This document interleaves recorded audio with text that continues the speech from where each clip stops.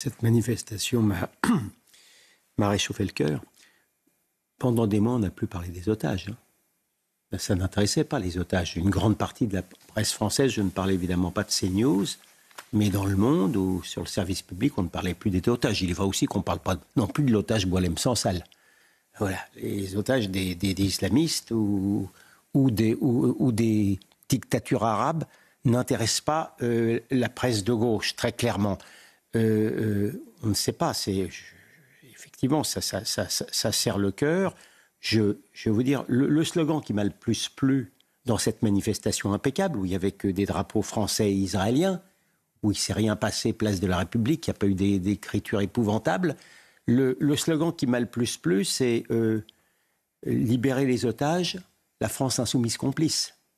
Je me permets de vous rappeler qu'il y a quelques jours, au Liban, Monsieur Thomas Porte, qui avait quitté la flottille pour raison familiale, est venu serrer dans ses bras un membre du FPLP. Le FPLP, cette organisation classée terroriste par la France, n'est-ce pas, qui a pris en otage les enfants Bibas, qu'on n'a jamais revus. Fir, Ariel et Shira, leur mère.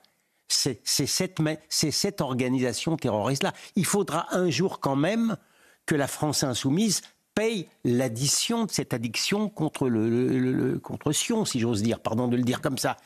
Donc oui, c'est quelque chose. On va savoir sans doute dans quelques jours s'il reste encore des otages en vie, je n'en sais rien du tout.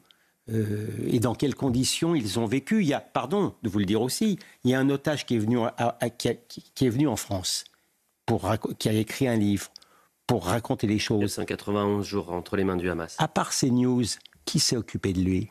Qui s'est intéressé à lui? Personne. Voilà la réalité des otages.